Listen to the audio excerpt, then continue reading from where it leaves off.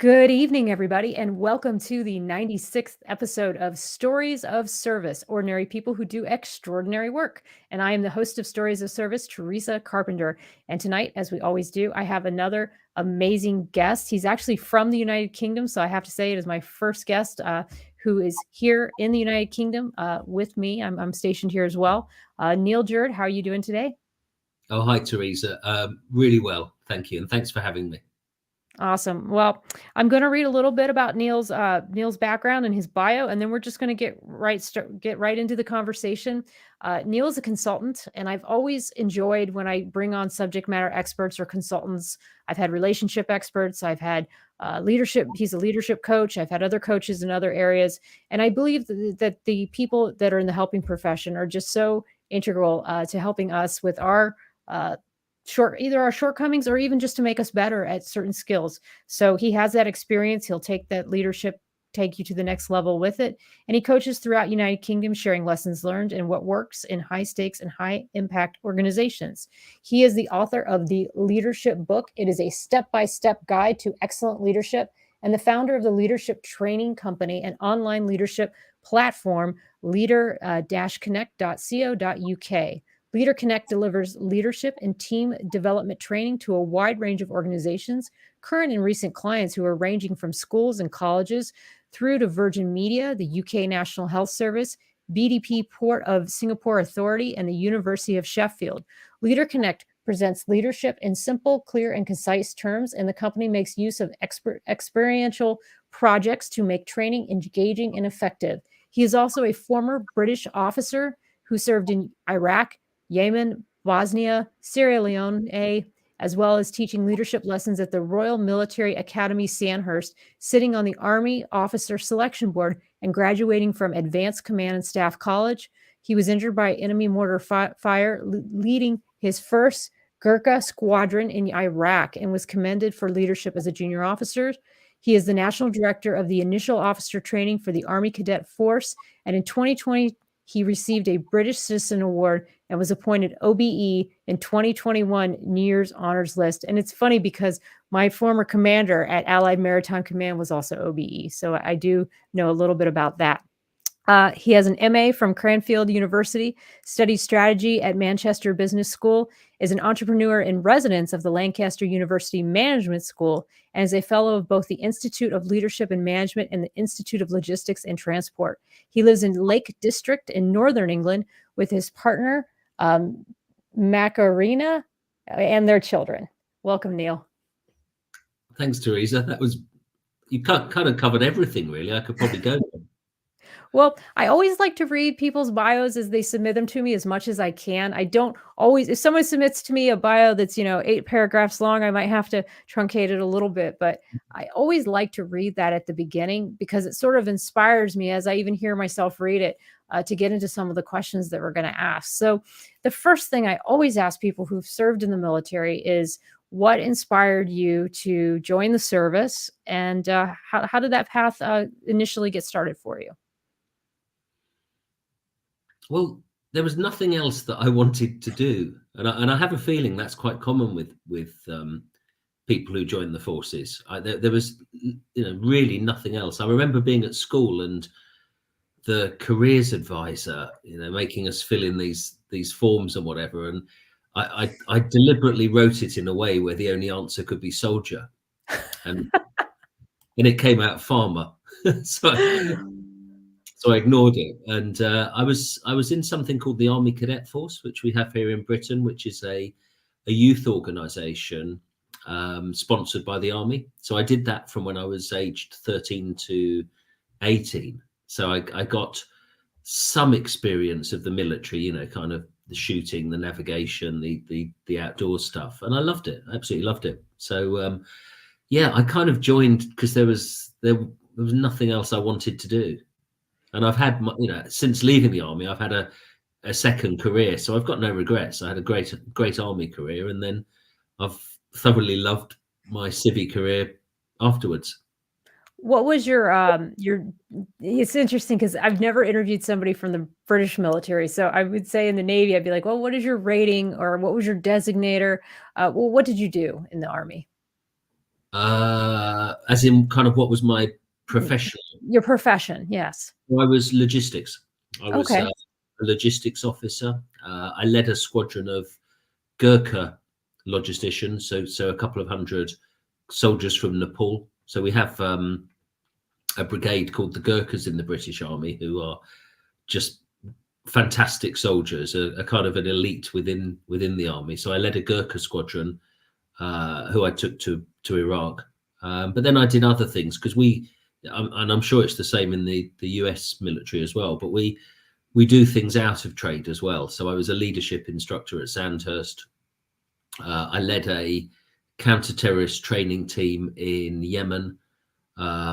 In Sierra Leone, I was doing something re-equipping I was on loan service to the Sierra Leone army. So I kind of had a quite a mixed career, which I love. I love, the variety I had was significant. Was there a particular tour that stands out as being the most memorable, and if so, why? It's probably two, but that's not fair. I'm abusing your question when I do that, aren't I? So Yeah, one or the other, whichever. Probably Iraq, because it was kind of a very immersive experience, Mhm. with some real highs and lows. But I led a brilliant group of soldiers. I was Mhm. part of the battalion that I loved being part of, and yeah, it was a real. They say it's almost a cliche that command's a privilege, but it was it was a real an honor to lead people who are that good. And then Yemen, because gosh, I mean, it's somewhere you pretty much would never go otherwise. No. And it's stunning. I mean, the job we did was really interesting. But just being in Yemen and being in Sana'a, which is this, well, really kind of medieval city. I mean, it's some of the buildings there are, I think, 600-700 years old. It's just a wonderful, rather exciting, quite wild feeling place. And we went down to Aden while we were there as well. We drove down to Aden from time to time. So yeah, probably those two tours stood out. Oh, and Belize. I spent a year in Belize. That wasn't an operational tour, but wow, what a year!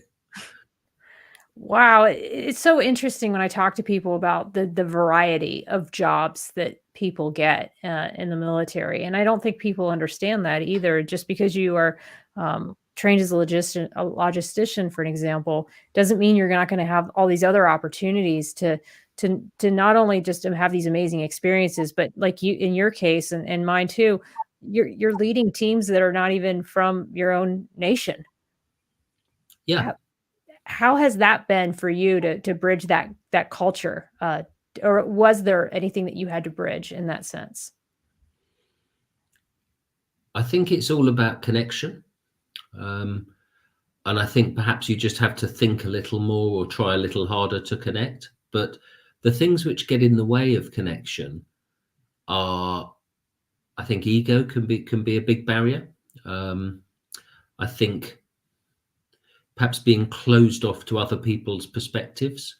Um, I I've found that whenever I've tried to connect with people, pretty much it's been possible. So I found trying to understand people, listening to people, being kind to people, um, uh, wherever I've led or worked with other people, I've always felt that I've built, from my perspective, good relationships.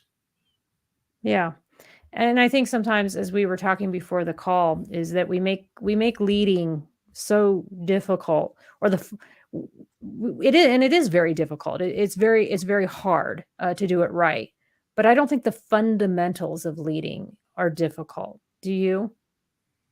No, and that's what I mean. You've obviously been reading my book because you commented on it earlier, and that's the essence of my message: is that um, leadership's really simple. It comes down to knowing what you're trying to achieve and taking the time to connect with people.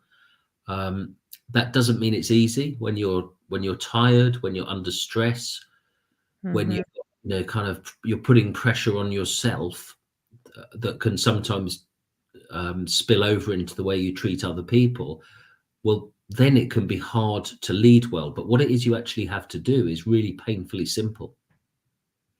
Yeah, I agree. And I think that um, that's where people get it wrong. And in your book, you outline some of the different types of leaders that, and you have names for them, which I found kind of interesting too. Is sort of you were able to categorize them into different types of people. And Yeah, we've all worked for someone like those people. We've all worked for the micromanager, or we've worked for the taskmaster that knows how to do it all but doesn't delegate, or all those things. And what would you say were some of your ways of not falling into those traps? Because I almost feel like some of those things are traps. And like you said, when you're what I call the halt, when you're hungry, angry, lonely, tired, stressed, it's very easy to fall into those bad habits. So what have you found were some of the ways in which you were able to not to transcend those things and to lead in a different way? I think good relationships keep you on track. If you've in the easy times, if you've built good relationships with the people that you work with and the people that you lead, it makes it a lot easier not to lose your way under pressure, because you're looking at people who are kind of, they're going to look at you back and they're going to tell you if you're being stupid. They're going to say, what are you doing? Why Right. why are you being like this? That's not you. And I think you should welcome that as well. So I think good relationships make it much harder to be a bad leader. Hmm. And I think that you need to have also those people, like you said, in your corner, those advisors that can tell you when you're going off track. And the only way to, like you said, to build those relationships too is an element of a vulnerability. I think we underestimate the power of that as a leader. Yeah, it's a nonsense to try and, I mean, to not have any vulnerability, you'd be putting on an act. You'd be presenting yourself Mhm. as this leader that, and that's a really dangerous situation where you present yourself as the leader that has every answer all of the time and can't be questioned. Um, it's a very fragile approach to leading, because how can you have every answer all the time? So, and then you find yourself having said something stupid but making everyone do it anyway because you can't back down. um, it's incredibly dangerous for an organization to have that style of leadership, the leader that can't be wrong. Well, then why do you think, and I think you touched upon it in the book, but why do you think there's so many organizations with crappy leadership that goes unabated? Like, how are all these people getting away with it? I know. I was probably quite specific who I had in mind in the book as well. Um, I think I call it false leadership in Mhm. the. You It's do. this, the idea that anyone can dominate or manipulate. You can trick people into following you, or you can give them no choice but to follow you. But that's very different from real leadership. Real leadership is about having a purpose that excites and interests people, and then building relationships and connecting them with that purpose. And I think what we that the toxic, the false leadership that we see, um, depending on what level it's at, but it usually involves disinformation, um, negative emotional stimulation, so usually fear, loss. Um, it comes from a bad place, but sometimes it appeals to our basest instincts. So people go along with it. And when I say false leadership, we'll all have in mind who our own versions of who they are. But I've seen a lot in politics over the last few years. But I know that in companies you get the same. They're the leaders who put themselves first. They're the leaders who will always look after themselves, and then um, they see the people in the company as just a way of enabling their own success, their own Right. pay rise or whatever, promotion. Mhm. And not only do people see through it, I think you're also making it so that these people are going to have lifelong mental health issues too, because people really do. They seek counseling, and they do some of these things not just because of their upbringing, but because of bad bosses. And Yeah. um, you're really just creating a society that is not healthy by perpetuating poor leaders. But it is hard to, I think, stamp out, because nobody wants to be the one to stick their neck out there to speak up when there's a poor leader, is what I've found. Mm. It's sort of natural to just enable the person to keep on going, instead of speaking up and saying something. Yeah, you end up with the people. The leader really needs to work on themselves, so they've got themselves under control and they're behaving decently and kindly. But because they don't, the damage goes on to the next generation. And of course, some of the next generation, you get this idea that the abused become the abusers, and sometimes they do. People whose only image of leadership is someone who treated them badly see that as the essence of leadership, creating barriers, putting other people down, directing rather than connecting. Hmm. So, yeah, and there's very little leadership training in the world. There's very little effective leadership training in the world. I would agree. And I think that a lot of this does come down to the fact that we don't sometimes spot or call out a poor leader as they're coming up through the ranks. I mean, I'm just talking about the military. And so they sort of get passed on and on to the next rank, because we're short manned, we're short staffed, or somebody's incredibly competent. They may not be a good leader, but they're very good at their job, and so they continue to just keep moving and moving forward. And I think there's a lot to be said for how do we as organizations, how do we fix this? I mean, it's really a mental health issue, as I see it, as not just a leadership issue. Um, do you have suggestions for companies, like, as you go in and you consult? And I'm sure a lot of what you see, I think I read in some of your things, a lot of what you do see are bad bosses. So what are some of the ways in which people can speak up? Mm. Did you hear my question? Uh, can you hear me? I heard you apart from the Oh, very end of the question. okay. I was Uh, just asking, what do you think people can do to if they sense that they're in a toxic work environment and it's coming from their leadership, what kind of advice do you give for people? it's really hard. I don't have the answer for that, actually. Where you're in the toxic environment and the toxic environment sits above you, where it's dripping down from your boss. Mhm. Um, it's not easy, and it Yeah, might not be possible. The answer might be not to be there, frankly, right, because the system has rewarded that person who's above you, and it would be, it's very dangerous even to say, oh, you need to confront that, because you could well find yourself losing your job before you want to lose your job in that case. right. um, I think often the bad bosses don't know any other way, and so I haven't necessarily come across, in companies we've worked with, outright bad bosses. I've generally come across decent people who are a bit overwhelmed by being in charge and who display unusual behaviors. Mhm. They act in a way they wouldn't be with their family or their friends because of the pressure they feel under to perform at work.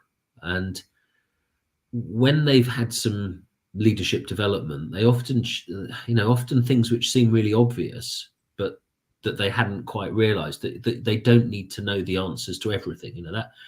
That's often quite a breakthrough for people, that they don't need to always answer, that actually their job's to enable, to get the best out of others. And realizations like that can totally change the way that leaders behave.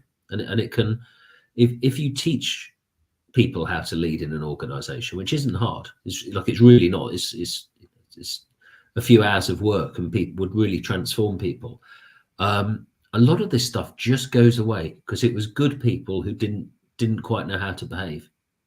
Yeah, they didn't know that they could take a step back, or they didn't know they could take an hour or two to think, as you put in the book. Yeah. Um, and when they give themselves permission to do those things, and they realize they don't have to know everything and do everything and be everything, they have the ability to show up as a different leader. Yeah. As themselves, usually. It's usually the breakthrough is that instead of pretending to be a manager or a director or a major or whatever, whatever badge it Mhm. is they're wearing, they can be themselves. And I think the greater the dissonance between who they really are and who they pretend to be at work, the more friction there is around them, and the more you can close. I always imagine these things in very visual ways, but the more you can close that gap, so that the person at home is pretty much the same person you see in the office or on the ship, or Mhm. um, the best bosses I've ever worked for were people that I really felt I knew as a person and still respected. I totally relate to that. Absolutely. I think that showing up as yourself and being who you are, warts and all, gives people a feeling of comfort and of safety. They know that the person in front of them is the exact person, uh, no matter what. And I think that I've always respected my leaders who could tell me when they failed, even or a time that they didn't get it right, and they were open to feedback about ways that they could improve. And it's a very comforting feeling, I think, when you're around a leader that is able to do that. Yeah. um and I think you're right, Neil. I think that most leaders want to do the right thing, and maybe just don't know how. And if we had more training and we had more opportunities uh, to be around people who could help us come along, I think it would make a big difference. I think that in this our high pace, fast life that doesn't always have to be high paced and fast, No. um, we don't take time to do things like that. No. Did you? I don't know whether you've seen, but I did a TED talk earlier this year, and Mhm. the theme of it, well, the title, which I'm not sure was I got quite right, but is pause and allow, and the idea that Mhm. we need to just take a break, step back, take time to think. There's some of the stuff you've been saying, Teresa, and then the allow is, and I think this is my next book actually. Um, allow is the idea of sometimes the most useful thing a leader can do is get out the way, but it it's really hard to do. But most leaders think, well, I should be doing something, I should be justifying my pay, I should be involved, and therefore they micromanage, crush, redirect the activity of 5, 10, 50, 100 people. And actually, if you can just give people something to work towards, often allowing is allows so much more energy and force to go in the right direction. It does. It does. And it gives your people something they can own and make their own, and empowers them the same way we want to be empowered. I think is how you have to look at it. Is we all want to have some agency over our lives. And so is your job as a leader to give people the same agency that your boss gives to you. I mean, that's how I see it. Is so how do you maintain that balance between giving people agency, but then not dropping any balls and making sure that your leadership has what they need for success? Yeah, and that's kind of the obvious dilemma, isn't it? If you allow completely, what if stuff goes wrong? And I think there's a few elements to that. Firstly, you've got to be really clear what you're trying to achieve. So if you allow, but people have different versions of what the objective is, anything could happen. So Mhm. actually you're I talk about clear and compelling purpose, but it's the first principle of war. It's selection and maintenance of the aim. If people are not clear what that is, you straight away you've got some divergence, which will get worse and worse over time. Like if you're marching on a different compass bearing. Um, Mhm. I think that So a message I took from Mission Command, the kind of the way of working that we're taught in the military, is the concept of freedom within boundaries. So you give people as much freedom as you can, but they know where the limits are. They know what they can't do. They know that Mhm. behaviors are just not acceptable, or that certain whatever they might be, boundaries, certain limits of geographical distance or whatever, you can't go beyond. So I think you can give people a lot of freedom, but they know that there are some rules that they have to stick to. I think Mhm. that works. I think having the right people, I mean, trust probably sits at the heart of this, and that comes down to people sharing values. I think that's really important. If people share your values, there's a good chance they will make the right decisions. Not necessarily share your beliefs. I think that's totally different, but shared values, um, and then a trust that you've got the right people who are well trained, and have got, yeah, that's it really, that they're well trained and that you trust each other. I probably said quite a lot there, so that shows No, I get it's it. not easy. No, it's not. It's a very you have to have a I feel to be an effective leader, you have to have a very strong sense of emotional intelligence. And you have to understand when you've pushed someone too hard or when you've um, when you've been too hands off, and you have to sort of think about what it is that each person needs to succeed and to get to that next level. And it's definitely incredibly hard, but it's incredibly rewarding at the same time. And I think that if leaders had more places where they felt that they could be supported, um, I think that maybe we would have a more permissive culture in terms of leaders being able to admit when they've made mistakes or having that sense of support. So, how does your company work? Is it just people who are needing counseling or coaching, or is it companies that come in and bring your team in, or how does that work?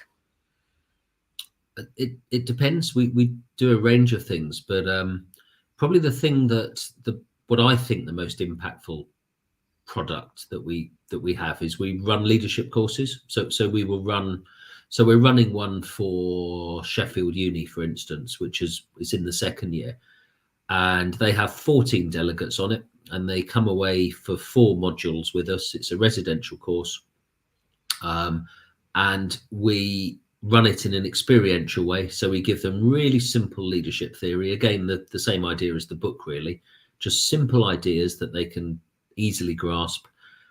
And then they do projects. We call Mhm. them projects, but they do these experiential scenarios that we've made up, where they'll be put in different positions within a team, and they'll have to solve a problem. It's incredibly powerful because the way that people will behave, because these scenarios create, although the scenarios aren't real in any way for what they do in their day job, they create real-time pressure and Mhm. um, stresses between people, and uh, their leadership behavior, their ability to step back and think, or to get the best out of others, to be clear what they're trying to achieve, all of that comes out in these projects. So we run this course of, it comes to 8 days away doing projects like that, but then also linked with coaching. We do coaching in between the residentials. We put a psychometric in there as well. We use something called 16 personality factors, and we do a 360 feedback session with them as well. So it's a pretty That's immersive, pretty yeah, and it has a really big impact on people, like a really positive impact. We run a very similar course for Sanofi, who are a pharmaceutical company. I'd say that's the kind of the gold standard of leadership training, but we also do individual coaching or short courses as well. And I might be going on a bit here, Teresa, but we've no, also got that's a video. interesting. We've set up a video platform called Leader Connect, which has got uh, courses about leadership on it. So where we run a course for a company, they also buy access to Leader Connect. So when they're not with us, they can still, we can still say, look, watch video number 5 or watch the video about team building or whatever, and that keeps them connected. How did you get interested in all this? Like, how did all this start for you from being in the military? Did you retire as a colonel, I'm guessing, in 06 or 07 or Lieutenant Colonel. lieutenant? Okay, so same rank as me. OF5 So you, is, yep, OF5, yeah. And then how did you transition to this? Well, I went into British Sugar. I was head of logistics for British Sugar. But then, and I don't put this in the bio for the book particularly, but I lost my wife very suddenly in a crash, and my daughters were very young at the time. They were 2 and 4. So I literally just left the army. I'd been out of the army about 4 weeks, and this was on my 40th birthday as well. Like literally on my 40th birthday, there was a car crash, and I lost my wife, who had flown helicopters in the Royal Air Force. So I couldn't carry on the job I was doing. I couldn't do something like that with all the kind of firstly, I just didn't care about sugar at that point. My priorities reset. Yeah. Life had changed. But even if I couldn't bring up a 2-year-old and a 4-year-old whilst doing a job like that. So I stopped working actually. And then over time reinvented myself. I joined the Army Reserve and did some part-time work there. That's when I was on the Army Officer Selection Board as a reservist. And people asked me to do some talks about leadership. So I found myself talking on cruise ships about leadership. And really? Yeah. Oh gosh, we had those guest speakers on my cruise. I loved it. It was on P&O, I think. And we had a guy who is a documentary filmmaker. So I can see exactly what you used to do. You go up on the stage and you have a speaker and you just start talking and you show pictures. And is that what you would do? And I've spoken on the Arcadia, the Oriana. I've spoken on a few. It might be one you've been on. This was actually for a networking company who hired the ships for, I guess, high-end networking. It was kind of chief executives of companies, and we didn't go anywhere interesting. We went into international water so they could open the bar, basically. Oh gosh. That was what it was about. But that then led into, I guess, more people asking me to work with their leaders, and over the years that's grown into my business. That's amazing. Isn't it interesting how life just, oh man, I mean, you can have the best laid plans and the greatest vision in the world, and then life just throws you a curveball, and then you got to adjust and kind of come up with a new vision and move towards something new. It's such a fascinating experience, and what a life story. Was it tough to build your company from the start? Like, did you have any growing pains as you initially got started? Yeah, but I didn't start in a really big way. I didn't start thinking I'm going to run a big company. I started by thinking, like, what next? I'll take that job. I'll coach that person. Yeah, I can do a talk. Yeah, and I think it just gathered until one of the big leadership training companies then gave me a job as course director, and I learned a lot from doing that. And then after a few years, I thought, well, I could do this myself. Actually, I could run my own company doing this. I didn't go into it thinking, right, how do I set up a big business? Because I think that would be really daunting. I've spent 10 years getting to the stage where we're at, and we're still not big. Right. Yeah, it's interesting hearing how people get started and sort of where their companies and their leadership or where their vision takes them. What do you think inspired you to write the book? How did that come about? COVID. had nothing to do. I mean, I like lots of people who work in training. COVID just crushed the business, and it was really nice weather here, which is very unusual. I live in the northwest of England, and it just rains all the time. But it was a really lovely summer. My children were off school, so I didn't have to do the school run.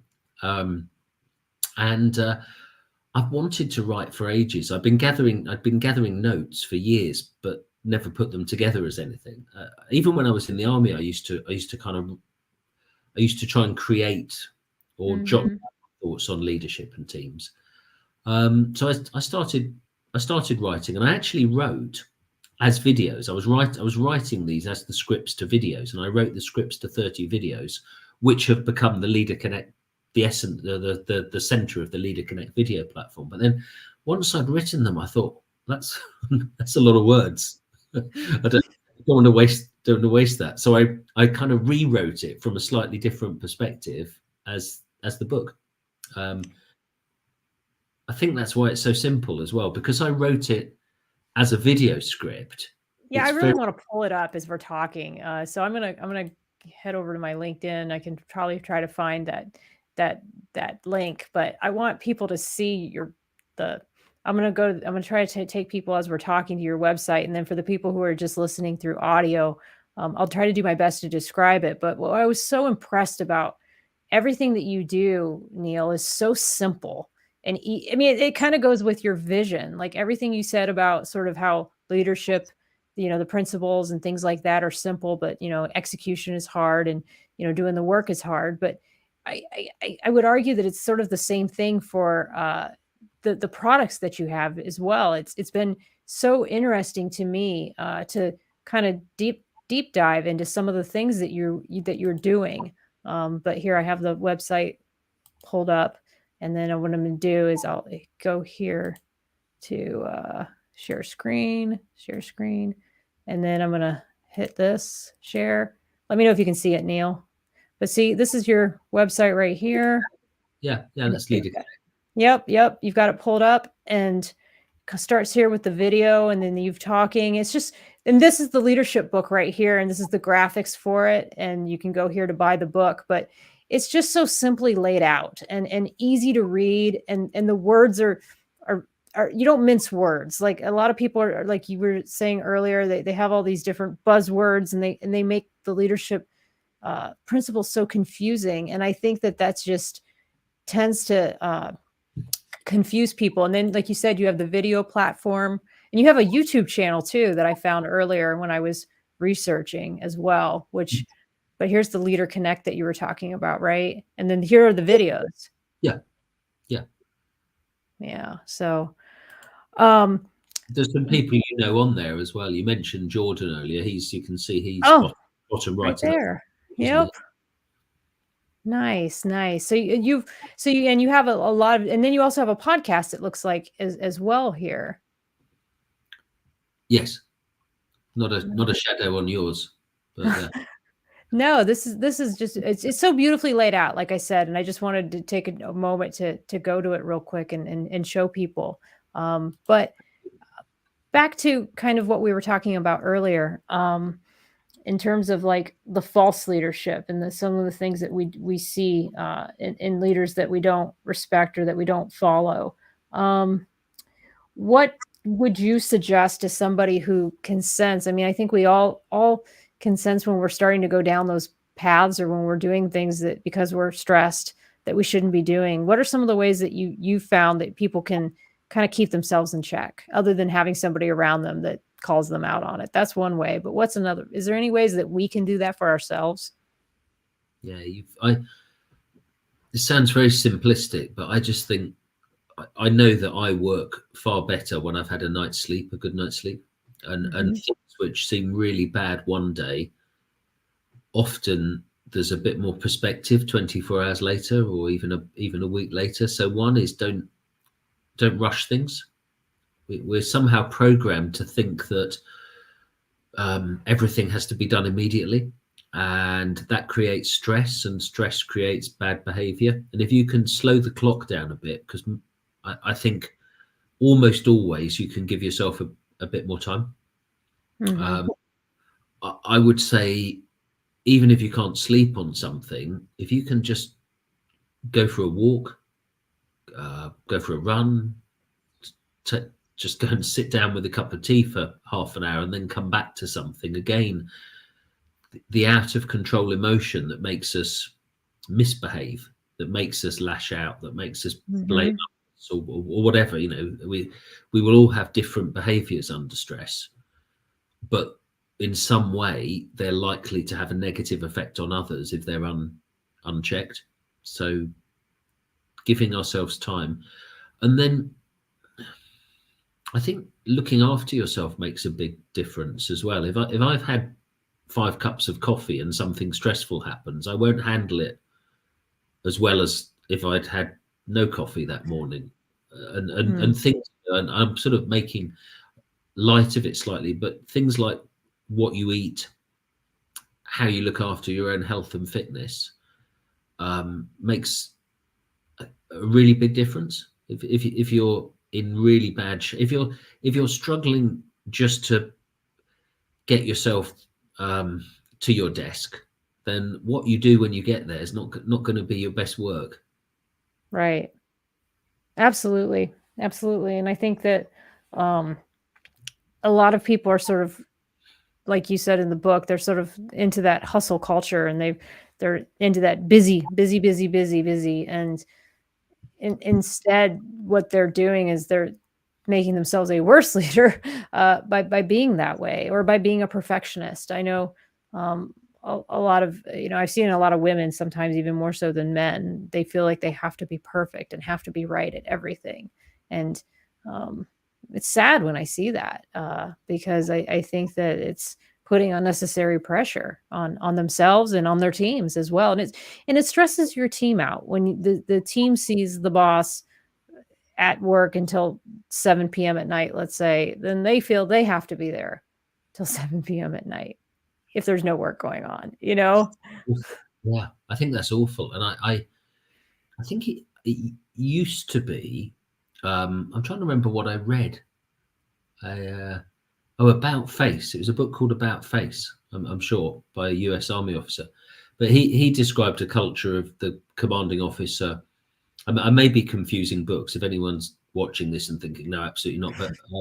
I, but the culture of the commanding officer, kind of, being in at some ridiculously early time, first in, last out. And I, as you were saying, I don't agree with that at all, because it makes everybody else. Well, what is it they're going to be doing? I mean, if you're sat there for a 13-hour day, what what nonsense will you be peddling for those 13 hours? There isn't. They're very rarely. I mean, I think there are exceptions in the probably in every job where there might just be a time when you really have to sprint, but most of the time I think it's toxic. It makes people feel uncomfy. People become exhausted. Um, you start to get presenteeism. People will want to be seen to be there. They'll generate unnecessary documents to just show you that they're there. That there was I don't know who said it, but because if you look it up, you'll find it's attributed to various people, but supposedly a 1920s German general talked about the best sort of officers and the worst sort of officers, and he said that the best sort of officers are clever and lazy, because they won't generate any unnecessary activity, but what they do will be good. And the Mhm. most dangerous ones are the stupid and busy. Yeah. Um, No, I definitely understand that. In my office, we've adopted an approach where we try as best we can when times are not as busy. We do encourage people up to 2 days a week to try to work from home, and it is incredibly hard in a public affairs staff of 500 people, 4 standing naval task forces, 1 year-long security assistance patrol, to do that. But I'm also I do public affairs. The majority of my work, like 99.9%, unless, a crisis comm operation were to happen, it's an unclassified job. and an unclassified job can be done anywhere. So we've set up a Microsoft Teams work group. We've found ways, very creative ways, to still make our morning meetings virtually and do end-of-day reports at the end of the day. And it's not been easy. And I had to get the buy-in of my whole staff to be okay with it. But our civilians were already authorized it, and so and we do it. And we don't always do it. If it's very, very busy, we try to encourage people not to take their 2 days. But we were able to make it work. And I resisted it at first, even though I was a firm believer as an employee of work from home. Then I became a boss, and I remember I saw how hard work from home was as a boss, and then I Yeah. didn't want to do it at first. But I was kind of compelled to do it, at least by our civilians. And then I realized we can't just have the civilians do it and not the military. So we found a way for everyone to do it, and we've had it this way now for about 8 months. About my 4 months was the growing pains. I've been there a year. And really no issues whatsoever. I feel people Yeah. show up, they do the job, they work hard, and then they get a little bit of time to themselves and to their families when they can at home. So I do think it's possible to do what you're talking about. Yeah. Yeah. I think working from home is it works really well, actually.